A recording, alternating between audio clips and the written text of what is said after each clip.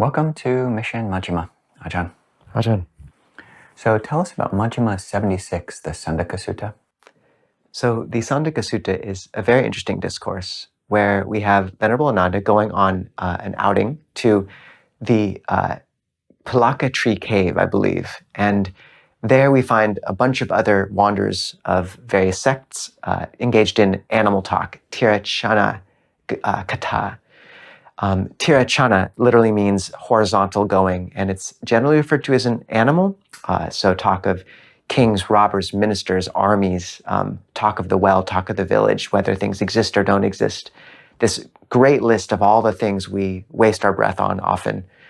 And but the commentaries say that actually that in their sort of playful etymology that the commentaries often have, they say that term tirachana, horizontal going, means that the talk goes horizontal or perpendicular to nibbana rather than straight up towards heaven. I really think that's a nice little etymology. And there, Sandaka sees Venerable Ananda coming and says, "Oh, a disciple of the Blessed One is coming. The disciple of the Blessed One's prays silence. Let us all be silent so that he will join us." And so everyone hushes down and invites Venerable Ananda to come and sit. They sit on a low seat, so there's a sense of respect there. And Venerable Ananda asks, "What were you engaged in talking about before I arrived?" And Venerable Sandaka says, "Don't worry about that. We'll touch on that later. What would basically, what does your teacher teach?" And then Venerable Ananda basically speaks about 8 things. He speaks about the 4 views, and this is to a group of ascetics who hold many different views. And so this is a very relevant teaching to them. 4 views which negate the holy life, and 4 views which lead to an unconsummated or incomplete holy life, basically. And so the 4 views he points out that negate the holy life are what are called basically the doctrine of nihilism. So negating mundane right view. There is nothing given, nothing offered. There is no this world and the next world, no rebirth as well. And interestingly, here he makes very explicit the materialist underpinnings of that view, that according to this view, when someone dies, the body's brought to the pier, it burns, and that's that. So this nihilism is one form of wrong view. And in such a case, a wise man reflects thus, even though this contemplative lives this ascetic life, if they praise this view, in the end, we both end up in the grave or burned. So what's the difference between him and me? Why live this life? And basically sees that it's not worth, if one takes the view really seriously, perhaps it's not worth at a deep level embarking on that life, and walks away. The next view that he talks about is the view of non-doing, akiryavatu, which basically says that there's no difference between wholesome and unwholesome acts. One does not create good or bad karma based on one's actions.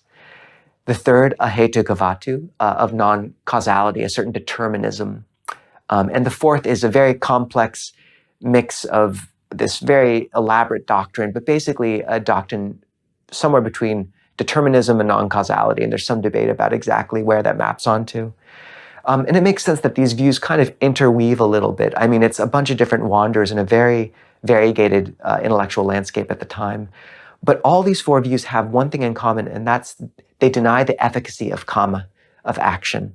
And this is something the Buddha would really single out, is saying, if your view says that your actions have no effect, it negates the very underpinnings of effort.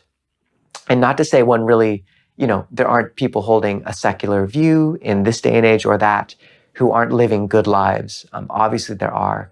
But the Buddha is pointing out some of the implications of that view here, or Venerable Ananda is. And then he goes on to talk about the 4 kinds of holy life where it leads to a lack of consummation. And that's if one goes with a teacher who claims omniscience, which was quite common at the time, but then they get bitten by a dog, they go into the wrong house, and there's a kind of humorous thing where he talks about how that teacher would excuse that mistake by saying, well, I had to go into that house. It was, preordained. But then one loses faith, basically, because they realize their teacher is not omniscient. Or the teacher goes by transmissions of lineage, of doctrine, which is still very common, going by a text because it's a text, going by logical reasoning, very relevant still. Those who pound a doctrine out by logical inference, but that only goes so far.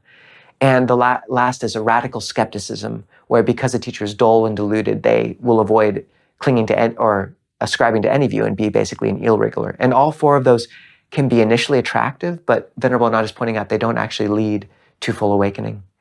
And then Venerable Sandaka asks about Venerable Ananda's, what the Buddha teaches. And Venerable Ananda lays out this beautiful exposition on the full path to his awakening, from when a Tathagata arises in the world, to a bhikkhu ordaining, to abandoning the hindrances, to jhana, to abandoning the defilements, and to full awakening. And Sandaka, gaining faith, asks about the state of an arahant, which is a fascinating discussion in and of itself. And in the end, gains an extra amount of faith in the fact that through all this, Venerable Ananda never names a teacher he's criticizing. He speaks with critical view of certain doctrines, but he's very delicate about disparaging others specifically. And Sandaka notes that. And it's useful to note that the Buddha never disparages, at least to lay people, another teacher by name, even though he can be critical of doctrine. So just a refinement of speech noted there. What would you draw out of this discourse, Ajahn?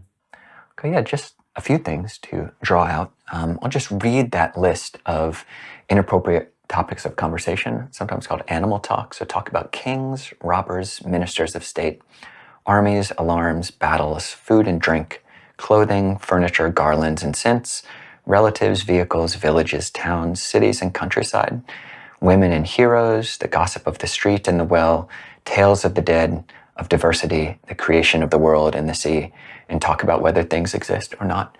Basically, this is YouTube.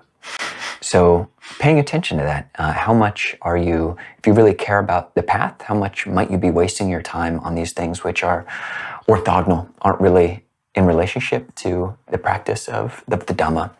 So a really good list to pay attention to.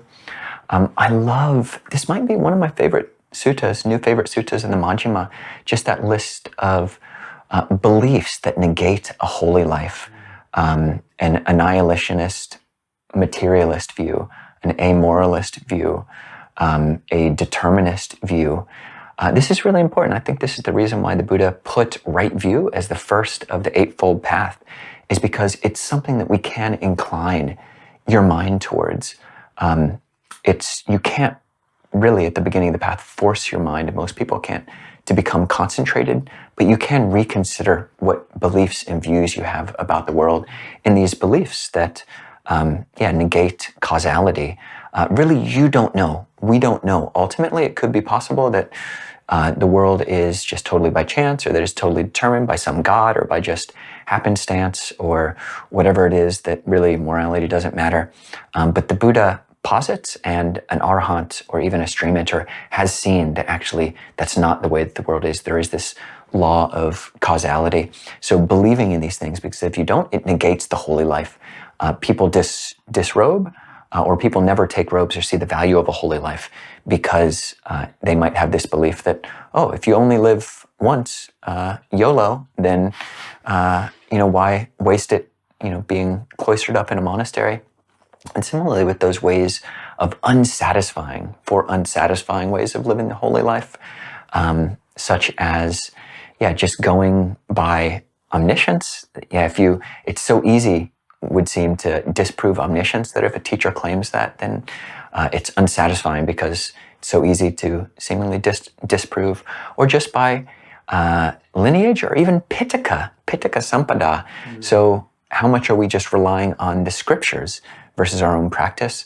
The next being logic. How much are we just into the philosophy, or do we just equivocate? And the next step, that when the Buddha, or when Ananda is asked about how to practice, he says, you have faith arises, and then you abandon the 5 hindrances.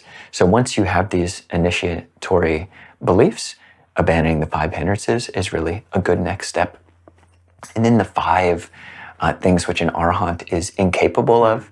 They're incapable of taking the life of any living creature, incapable of stealing, and both of these knowingly, consciously, incapable of engaging in sex.